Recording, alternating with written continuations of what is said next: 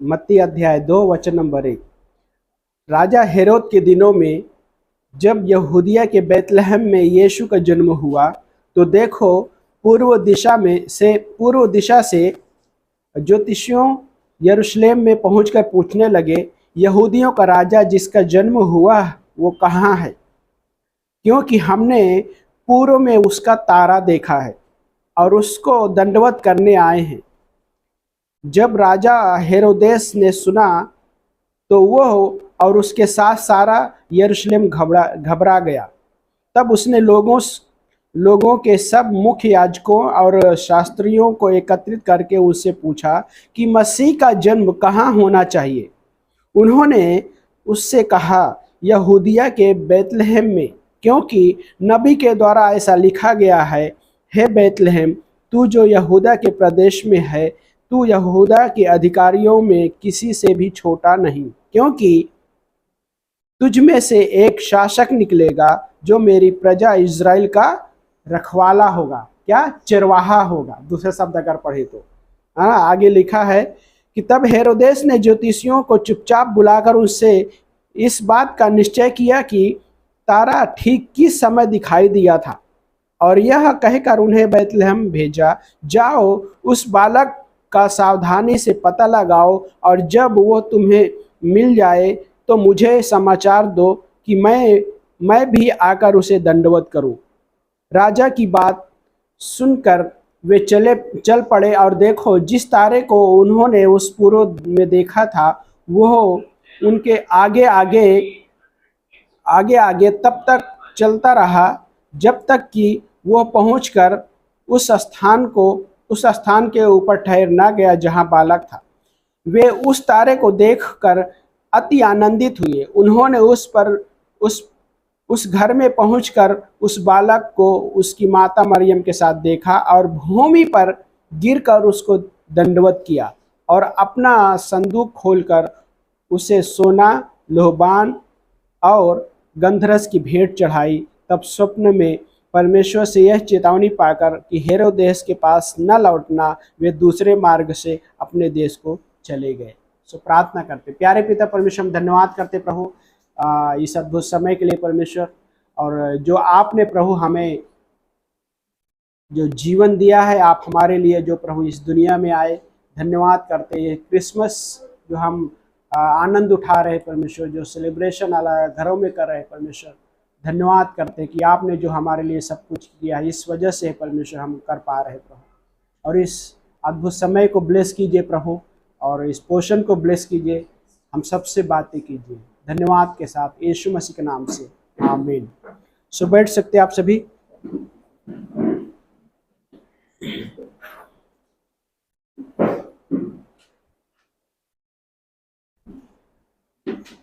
सो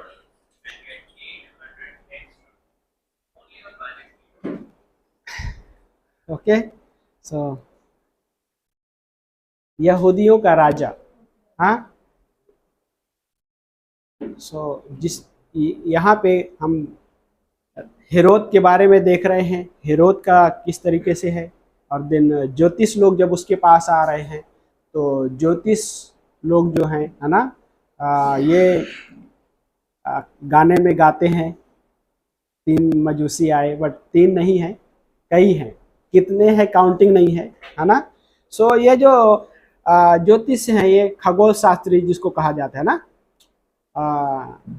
और दूसरे शब्दों में क्या कहते हैं उसको? हाँ, मतलब ये तारों को देखकर, है ना, तारे को देखकर आए। सो यहाँ पे जब हेरोदेस के पास आते, ज्योतिषियों ने क्या कहा? यहूदियों के राजा, हाँ, जो हमने पंक्ति पढ़े, ज्योतिषियों ने यरूशलेम में पहुंचकर पूछने लगे, यहूदियों का राजा जिसका जन्म हुआ कहाँ है? पहला पार्ट, वो कौन है? यहूदियों का राजा। सो इस हिस्से को हम समझेंगे। हेरोद जो है एक राजा है, लेकिन हेरोद याकूब के वंश से नहीं है। ओके, याकूब के वंश से नहीं है। याकूब, जब याकूब का नाम है ना, परमेश्वर ने बदल दिया, उसका नाम क्या रखा? इजराइल रखा। तो याकूब का एक भाई था, क्या नाम था उसका? हाँ एसाव, है ना। तो याकूब का भाई जो था उसका नाम एसाव था, लेकिन याकूब से 12 गोत्र निकले, और उस गोत्र से याकूब के, है ना, 12 गोत्र, याकूब से 12 गोत्र निकले, उस गोत्र से यीशु मसीह जन्म हुआ, है ना। सो लेकिन जो यीशु मसीह को जो नाम दिया गया यहूदियों का राजा, सो लेकिन हेरोदेस भी राजा है। और जब हेरोदेस ने सुना तो हेरोदेस और उसके साथ साथ सारे यरूशलेम को लोग घबरा गए। सबसे ज्यादा घबराया कौन? हेरोदेस। क्यों घबराया? अभी मेरे राज्य का क्या होगा, ये कैसे हो सकता है? हाँ, देन हेरोदेस जो है यहूदी घराने से देखा जाए तो उस मतलब उस गोत्र से नहीं है, जो कि परमेश्वर का वचन कहता है कि दाऊद के वंशावली से वो आएगा। यीशु मसीह दाऊद के वंशावली से आएगा, और उस वंशावली से नहीं है, क्योंकि दाऊद के वंश किस किस 12 गोत्र में से, है ना, यिशै का पुत्र उस गोत्र में से आया यीशु मसीह। सो यहाँ पे हेरोद के बारे में क्या कहा गया कि वो दाऊद वंशी भी नहीं है, और वो याकूब के वंश से भी नहीं है, परंतु एसाव के वंश से है। एसाव, हाँ, उस वंश से है वो, लेकिन ये एदोमी है। एदोम, याकूब का दूसरा नाम अगर हम पढ़ते पुराने नियम में तो उसको एदोम नाम भी कहा गया है ना, एदोम। या तो क्या होता था, इजराइल लोग जब दुख संकट से जाते थे तो एदोम क्या करता था? ठट्ठा उड़ाता था, इस तरीके से होता था। सो लेकिन क्या बोलते हैं कि वो एदोमी भी था, इसलिए बहुत सारे यहूदी जो थे हेरोदेस से घृणा करते थे। और हेरोदेस का लाइफ भी वैसा था, बाय द वे, राजा होते हुए सही तरीके से राज्य नहीं था उसका। सोचिए, उसके राज्य में जब यीशु मसीह का जन्म हुआ तो उस समय में बहुत सारे छोटे बच्चों को मरवा देने के लिए आज्ञा निकाली, लेकिन परमेश्वर जो सर्वसामर्थी परमेश्वर है, प्रभु यीशु मसीह को कैसा बचाना, लाइक वो पर पिता को पता है सब कुछ, और परमेश्वर ने वैसा किया। सो यहाँ पे ज्योतिष लोग जब पूछते हैं कि यहूदियों का राजा, हाँ, जिसका जन्म हुआ वो कहाँ है, तो सारा यरूशलेम और हेरोदेस घबरा गए। तो हेरोदेस ने क्या किया? याजकों और शास्त्रियों को बुलाया। किस लिए बुलाया? कि अभी पुस्तक खोली जाए। अब सो एक और चीज मैं सोच रहा था, मतलब इस समय जब वो बुला रहा है याजकों और शास्त्रियों को, तो उसके पहले कितने लंबे समय रहा होएगा, कभी बुलाया रहा होगा कि नहीं बुला रहा है, कि याजकों और शास्त्रियों को बुलाया कि नहीं बुलाया, पता नहीं कितने समय तक नहीं किया रहेगा ये। क्योंकि राजाओं के लिए क्या नियम था पता है? पुराने नियम में हम जब पढ़ते हैं तो इस बाइबल का जो लेख है ना, रिटेन, हाँ, 5 पुस्तक का जो रिटेन है, अपनी हाथ से लिखा हुआ, उनके पास कॉपी होनी चाहिए। और दूसरा, याजक, है ना, राजा दाऊद के बारे में देखते तो याजक का रोल होता था उसके लाइफ में, है ना, नबी और याजक दोनों का रोल था उसके लाइफ में। लेकिन हेरोद के बारे में क्या अगर देखें डिटेल में तो शायद उस तरीके से रोल नहीं हुआ, लेकिन ये एक जानकारी के लिए कि मुझे जानना है कि यहूदियों का राजा जिसका जन्म हुआ है वो कहाँ पे जन्म हुआ है, मुझे जानकारी चाहिए। और वो शास्त्रियों को और याजकों को बुलाता है, और जब दिन पुस्तकें पलटी जाती है, शास्त्रियों ने पलटा। सोचे थोड़ी देर के लिए, शास्त्री लोग कैसे थे?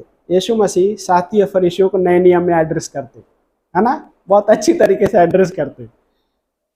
तो शास्त्री लोग शास्त्रियों होते थे, बुक कहने का मतलब कि पढ़े लिखे हैं ये लोग, और बहुत ही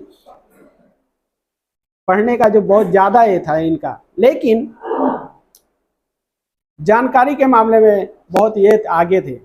सो ये शास्त्री लोग पुस्तक खोले और खोलकर बताया, मीका का अध्याय 5, हाँ, 2, उस हिस्से को खोलकर बताया कि यहूदियों का राजा जिसका जन्म होना चाहिए, कहाँ पे जन्म होना चाहिए, और बैतलहम, हाँ, बैतलहम में होना चाहिए, उन्होंने बताया।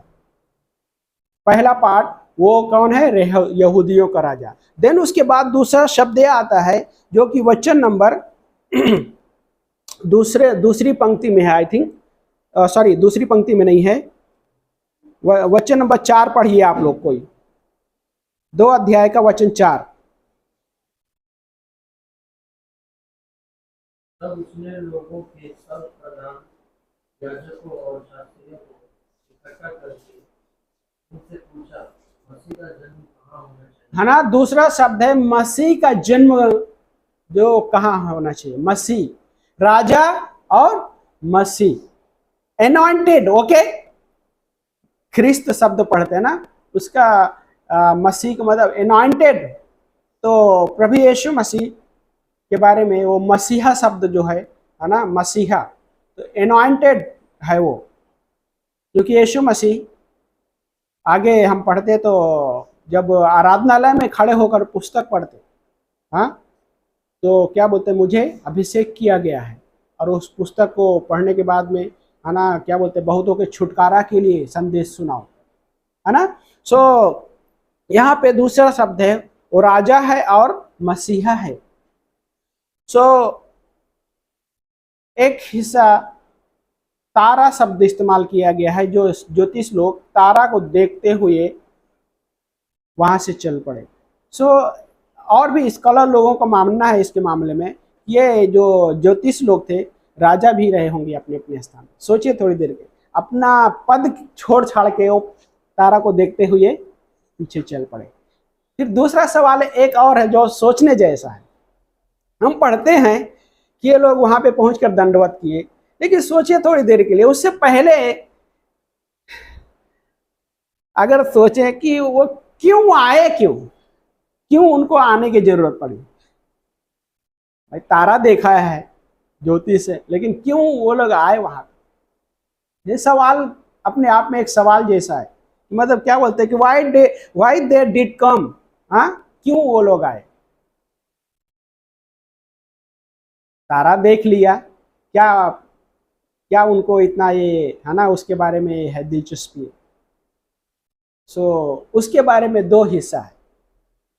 पहला क्या है कि वे उनके जीवन में शांति खोजते थे, शांति की खोज में थे, और दूसरा जीवन का मकसद की खोज में थे। 2 चीज, शांति और जीवन का मकसद खोजने के उसमें थे। उनके पास बहुत सारा चीजें जानकारी रही होगी, हाँ, तारे को देखकर चलना, इसके मामले में उनको बहुत ही डिटेल जानकारी रही होगी, क्योंकि अगर जानकारी नहीं है ना, होता है ना, आप और हम फ्लाइट को उड़ाएं तो कहाँ पे जाएगी फ्लाइट, हाँ, लेकिन पायलट को जानकारी होती है, उसका मैप होता है ना, आकाश में उसका मैप होता है, उसको जानकारी होती है। लेकिन ये जो ज्योतिष है, इनको भी उस मामले में बहुत डिटेल में जानकारी रही होगी, क्योंकि तारे को देखकर वो क्या किया, चले वहां से, अपने देश से, जहां तारा रुक गया रुक जाते थे। हाँ, सो तारा के बारे में, तारा क्यों इंपॉर्टेंट था? क्योंकि परमेश्वर पुराने नियम में उस चीज को रखा था। कहां पे? गिनती का अध्याय खोलिए 24, गिनती का अध्याय 24 खोलिए।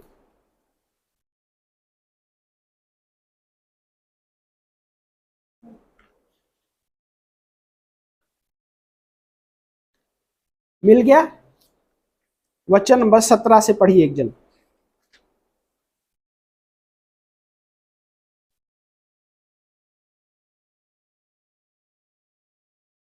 मैं उसको देखूंगा, हाँ, परंतु अभी नहीं।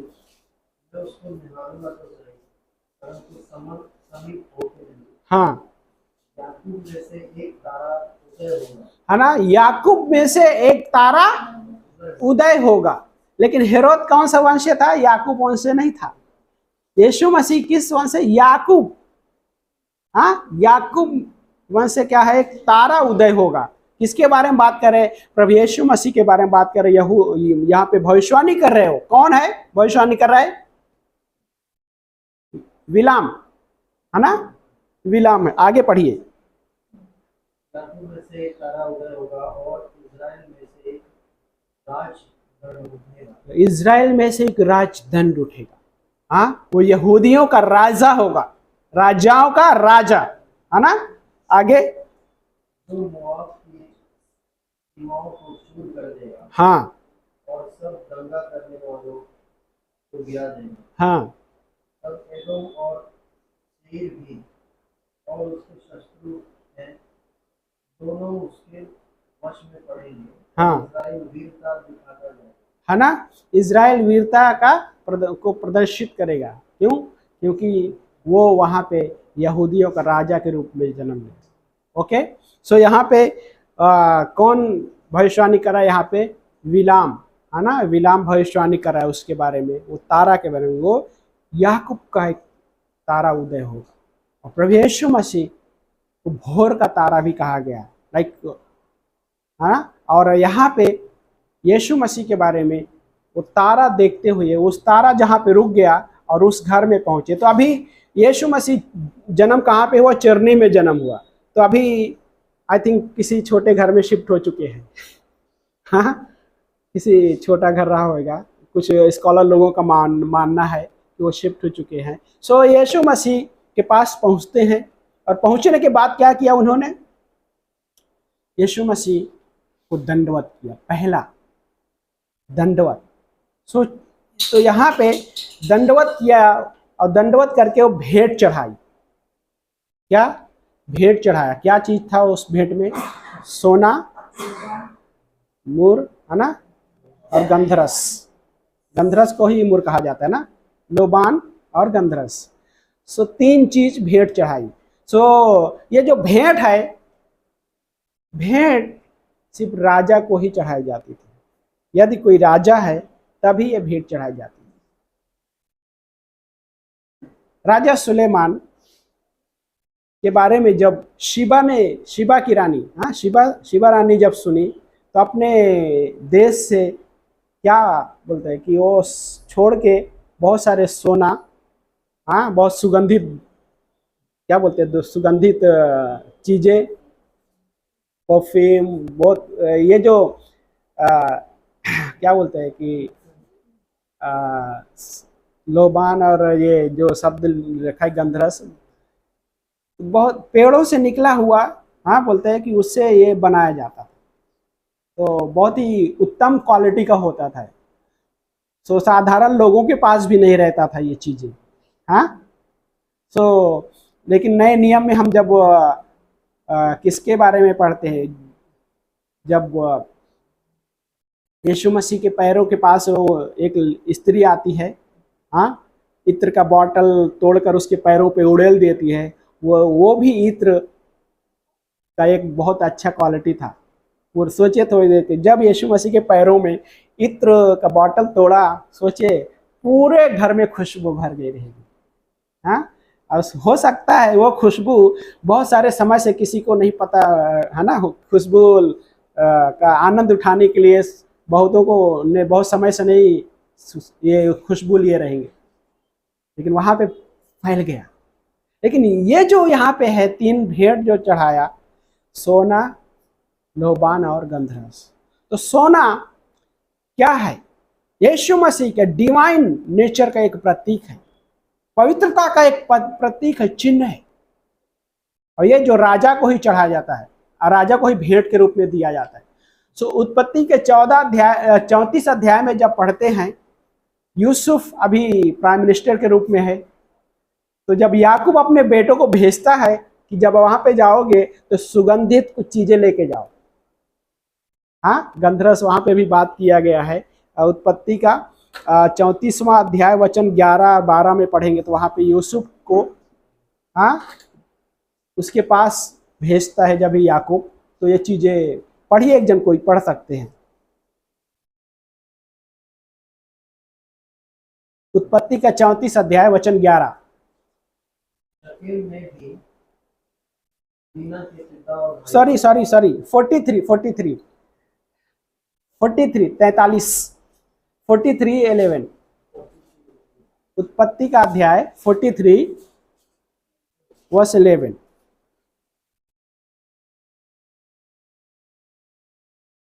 पढ़िए। मिला?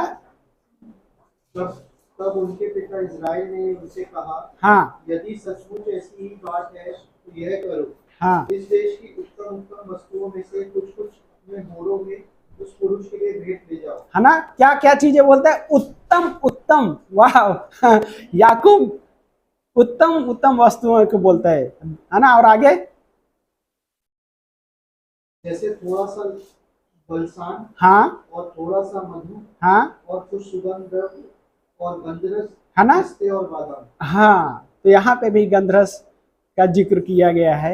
याकूब बोलता है क्या करो, अपने बोरे में लेकर भेंट के रूप में लेके जाओ। क्यों, अभी यूसुफ अच्छी ऊंची पद पे है वो, हाँ वो उसका जो पोस्ट है एक राजा जैसे है, वो प्राइम मिनिस्टर है बट राजा के रूप में है वहां, हाँ। और याकूब बोलते हैं लेके जाना। और भजन संहिता का 45:8 में पढ़ते हैं तो वहां पे भी ये गंधरस का जिक्र किया गया है। 45:8, भजन संहिता 45:8। तेरे सारे वस्त्र गंधरस, अगर और तेज से सुगंधित है ना, ये किसके बारे में कह रहा है वचन, यीशु मसीह के बारे में कहे। तेरे सारे वस्त्र कैसे है, पढ़िए। तेरे सारे वस्त्र गंधरस, अगर और तेज से सुगंधित है ना, गंधरस अगर और तेल से सुगंधित है। प्रभु यीशु मसीह के बारे में, है ना, वो राजा के रूप में भजनकार लिख रहा है। सोचिए कितना अद्भुत तरीके से। और देन गोल्ड के बारे में पढ़ेंगे तो भजन संहिता 72 वर्स नंबर 15 में,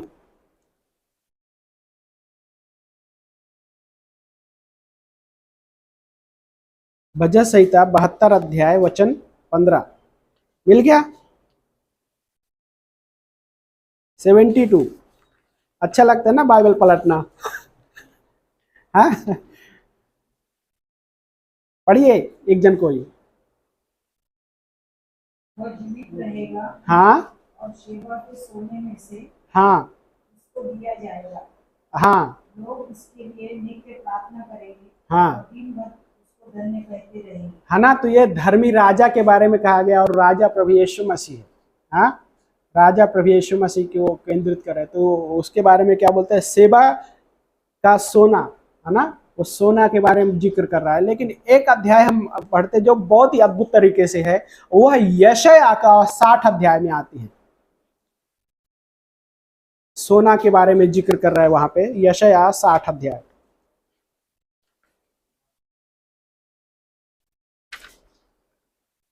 सृष्टि मिल गया। और वचन नंबर 6 से पढ़िए।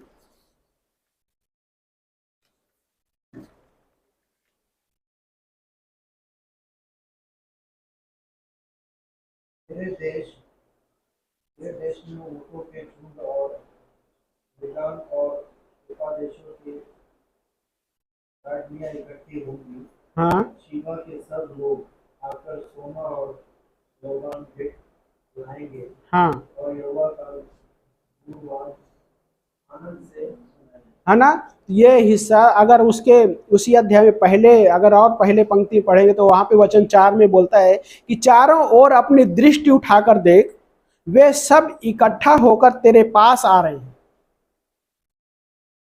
तेरे पास आ रहे हैं। और देन आगे कहता है कि तेरे पुत्र दूर देश से आएंगे और तेरी पुत्रियां हाथों हाथ पहुंचाई जाएंगी, तब तू इसे देखकर प्रकाशमान हो उठेगी। तेरा हृदय रोमांचित होकर आनंद से भर जाएगा, क्योंकि समुद्र का सारा धन तेरे पास चला आएगा और तुझे देश देश की धन संपत्ति मिलेगी, है ना। देन उसके बाद छठी पंक्ति जो हमने पढ़ा वो उस तरीके से रख रहा है कि सोना जिक्र किया है। तो यहाँ पे यीशु मसीह के बारे में जिक्र कर रहे हैं। हम थोड़ा वापस आते हैं, जो मजूसी ज्योतिष लोग थे, तो ज्योतिष लोग ये 3 चीज लेकर आते हैं और 3 चीज जब भेंट चढ़ाकर प्रभु यीशु मसीह को, हाँ, वो भेंट चढ़ाया, यूसुफ और मरियम के हाथों में रखा। सोचिए थोड़ी देर, मरियम ज्यादा धनवान नहीं थे, मरियम और यूसुफ, कैसे हमको पता चलता है ज्यादा धनवान नहीं है। यूसुफ और मरियम ज्यादा धनवान नहीं है, सोचे। जब वो रूम मांगते हैं तो भी उनको उनके बजट में अवेलेबल होता है। हाँ, शायद यीशु मसीह जर्नी में पैदा हुए समय पैदा हुए। या जब यूसुफ और मरियम जब अर्पण का समय आता है, यीशु मसीह को मंदिर में अर्पण करने का समय आता है, तो क्या भेंट लेकर आए थे वो? पंडुकी, पंडुकी कबूतर, है ना। सो भेंट में भी जो धनवान होएगा क्या लेकर आएगा? मेमना। तो उस समय में भी ये सारी चीजें कॉस्ट, है ना, हाई कॉस्ट वाला, मतलब कीमत का देखा जाए तो वो मेमना लेके आएगा, भेड़ लेकर आएगा। लेकिन जो वो भी नहीं कर सकता है, जो योग्य नहीं है, क्षमता नहीं है इतनी, तो क्या ठहराया गया था? वो पंडुकी लेकर आएगा, कबूतर। कबूतर है, पंडुकी है। तो ओके, तो इससे पता चलता है कि यूसुफ मरियम ज़्यादा धनवान नहीं है, लेकिन यीशु मसीह को भेंट चढ़ाया उन्होंने। सोच, सोना, मोर, लोहबान। तो ये तीनों चीज किस किस चीज का चित्रण है? सोना उसके ईश्वरीय और पवित्रता का एक तस्वीर है, ओके। और लोहबान जो है, लोहबान क्या बोलता है कि लोहबान एक क्या बोलता है कि ऐसे, है ना, जब डाला जाता धुआं, प्रभु यीशु मसीह का एक जीवन का एक तस्वीर है जो उसने जिया। और तीसरा है कि गंधरस। गंधरस एक्चुअली कब इस्तेमाल किया जाता है? मृत्यु के समय, है ना, उस बॉडी में भी लगाया जाता है। तो ये भी एक तस्वीर, लाइक इस तरीके का प्रभु यीशु मसीह का जीवन है। वो क्रूस पे हमारे लिए बलिदान हुआ और वो हमारे लिए शांति का राजकुमार कहा गया। यशायाह उसको शांति का राजकुमार कहा। यशायाह 9 अध्याय वचन नंबर हम 6 में पढ़ते हैं, तो शांति का राजकुमार है। और उस शांति की खोज में और वो जीवन का मकसद की खोज में ये ज्योतिषी लोग सब कुछ अपना छोड़ छाड़ के चल पाए। हाँ, सीबा की रानी जब सुलेमान का वैभव सुना, उसका राज्य और सारा चीजें सुना, तो उसको देखने के इच्छुक थी। लेकिन ये ज्योतिष लोग जब आ रहे हैं उस तारा को देखकर, तो उनका एक मकसद क्या है कि वो शांति की खोज में है, शांति खोज रहे। सोचिए, उनके पास ज्ञान है, नॉलेज है, सब कुछ है, लेकिन उनके पास शांति नहीं है। इवन धनवान भी हैं, हाँ, क्योंकि वो राजा हैं, लेकिन उनके पास शांति नहीं। ये जीवन का उद्देश्य नहीं है उनके पास। लेकिन जब आज हमारे पास क्या है कि यीशु मसीह ने हमें वादा किया है। क्या वादा किया है? यूहन्ना का 14 अध्याय वचन नंबर 27 में पढ़ते हैं तो क्या बोलते हैं? पढ़िए एक जन कोई। यूहन्ना 14 अध्याय वचन 27वीं पंक्ति।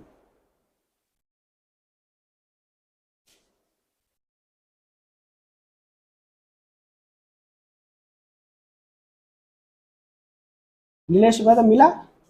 मैं तुम्हें शांति दे जाता हूँ, हाँ, और शांति तुम्हें देता हूँ, जैसे संसार देता है मैं तुम्हें नहीं देता। है ना। एक जन मदद कीजिए नीलेश ब्रदर को यूहन्ना का 14 अध्याय में।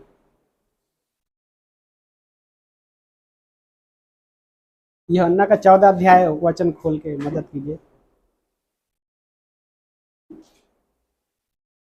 वचन 27वीं पंक्ति फिर से पढ़िए। मैं तुम्हें शांति दिए जाता हूँ। क्या? मैं तुम्हें शांति दिए जाता हूँ। आगे, अपनी शांति तुम्हें देता हूँ, अपने शांति तुम्हें देता हूँ। जैसे संसार देता है मैं तुम्हें नहीं देता। जैसा संसार देता है वैसे मैं तुम्हें शांति नहीं देता, परंतु अपनी शांति देता हूँ। फिर आगे बोलता है कि तुम्हारा मन व्याकुल न हो और ना घबराए। और ये शांति जो यीशु मसीह पे विश्वास करता है, यीशु मसीह उसे अपनी शांति देता है और जीवन का एक मकसद देता है। हमारे पास एक उद्देश्य है अभी ये जीवन जीने के लिए, क्योंकि हमारे पास एक अनंत जीवन के साथ साथ में परमेश्वर ने बहुत सारा चीजें रखा है और एक उद्देश्य रखा है। हम इस दुनिया में हैं तो यूं ही नहीं है, एक उद्देश्य के साथ में परमेश्वर ने हमें रखा है। और वो उद्देश्य है कि हम उसके पीछे चलना, हाँ, प्रभु यीशु मसीह के पीछे चलना, उसको महिमा देना। हम दंडवत, लाइक उस तरीके, दंडवत क्या बोलते हैं? एक आराधना है, वर्शिप है, हाँ, आराधना। रोमियो का 12 अध्याय में पौलुस लिखता है, 12 अध्याय में, वहां पे पढ़ते हैं रोमियो का 12 अध्याय में, ओके।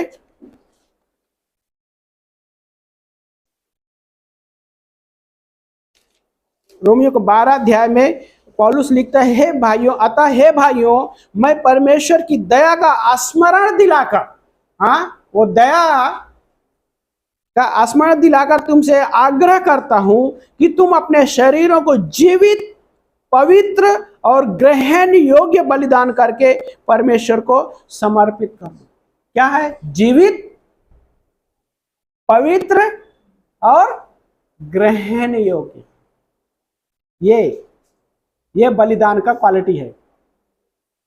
हाँ, जब बलि लेकर आते थे पुराने नियम में, तो उसमें कोई दोष नहीं होना चाहिए, ना लूला लंगड़ा हो, ना काना हो। हाँ, लेकिन यहां पे क्या है? लूला लंगड़ा की जरूरत नहीं है, लेकिन क्या रखा है वहां पे? जीवित, पवित्र और ग्रहण योग्य। फिर आगे क्या लिखते हैं आगे? हाँ, परमेश्वर को समर्पित कर दो, यही तुम्हारी आत्मिक आराधना है। आज हम परमेश्वर को भेंट लेकर नहीं आ रहे, लेकिन हम क्या लेके आ रहे हैं? जीवित बलिदान। हाँ, बलि करते थे सैक्रिफाइस, तो उसकी डेथ हो जाती थी ना, बलिदान जो होता था। लेकिन आज क्या बोलते हैं? जीवित बलिदान, मरा हुआ नहीं, पवित्र। क्योंकि परमेश्वर को ग्रहण योग्य जो बलिदान है, डेड, आज के समय में मरा हुआ बलिदान नहीं। सो ऐसे क्या चीजें हैं जो मरा हुआ जैसा? पौलुस बहुत पावरफुल हिस्सा रख रहा है यहाँ पे। अब लास्ट में बोलते यही तुम्हारी आत्मिक आराधना है। तो आराधना विश्वासी के लिए बहुत जरूरी, लेकिन क्या बोलते हैं? आत्मिक आराधना, एक सेवा,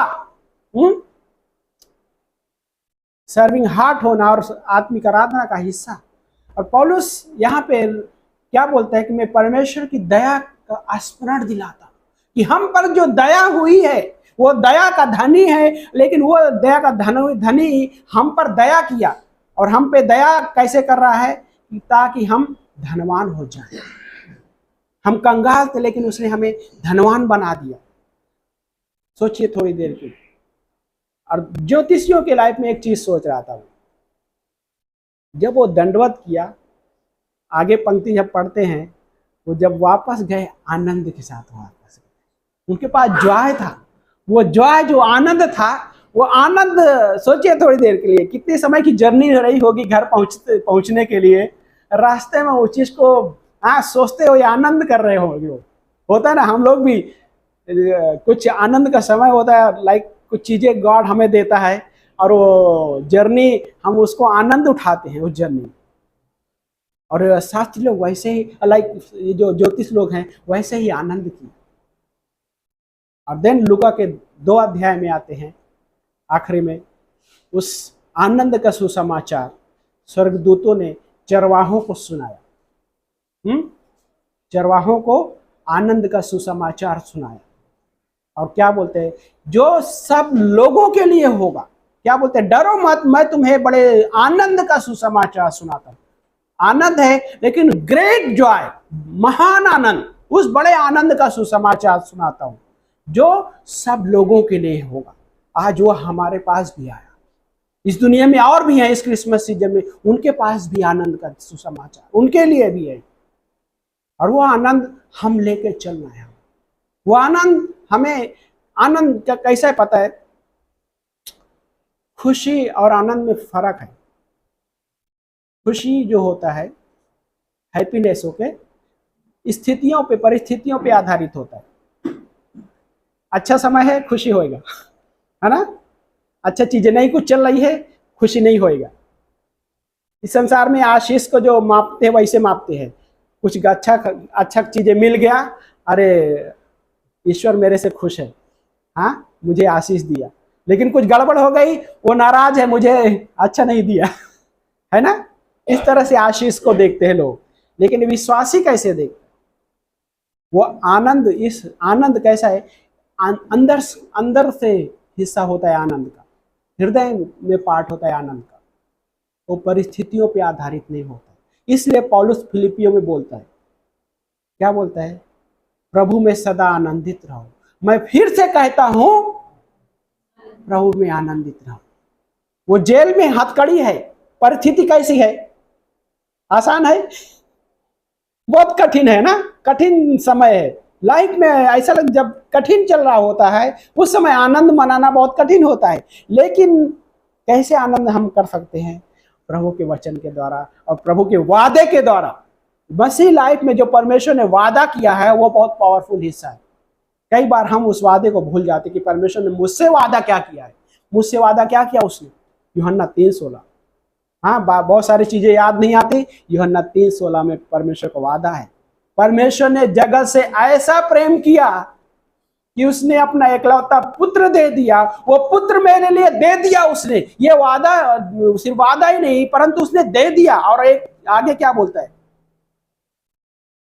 अपना पुत्र दे दिया ताकि जो कोई उस पर विश्वास करे नाश ना हो परंतु अनंत जीवन पाए। नाश वाला पार्ट को हम सोचते थोड़ी देर के लिए।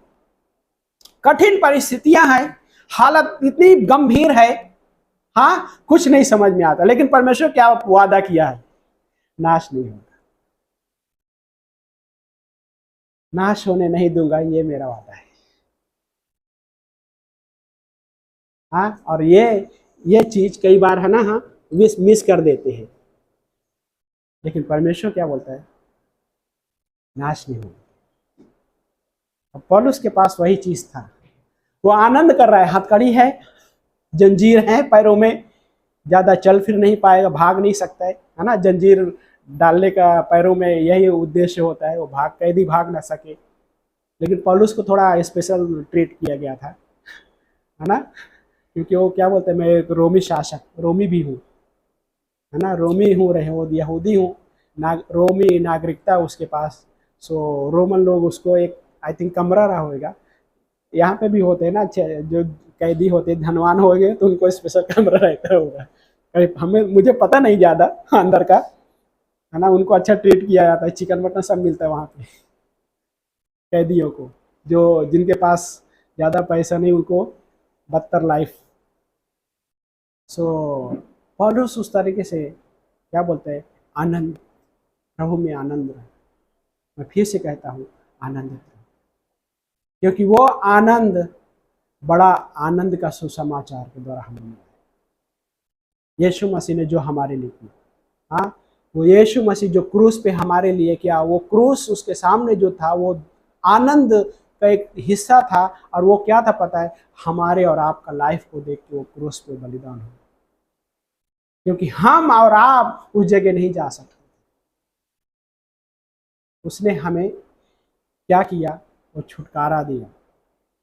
ज्योतिष लोग जो शांति और उस जीवन का मकसद के खोज में थे, अभी उनके पास शांति, वो शांति कौन है? यीशु मसीह की स्वयं की शांति है। और वो जीवन का मकसद जो कभी क्या बोलते हैं, अभी वो उनके पास अनंत जीवन भी है। क्यों? उन्होंने विश्वास किए रहेंगे उस पर।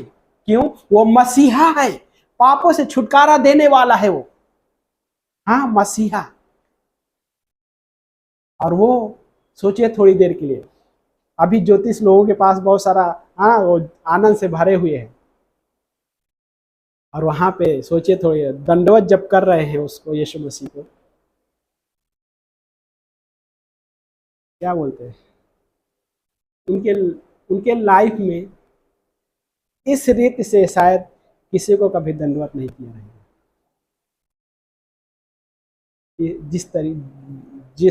जो यीशु मसीह को वहां पे दंडवत किया, क्योंकि अभी उनके पास शांति है, जीवन का मकसद है।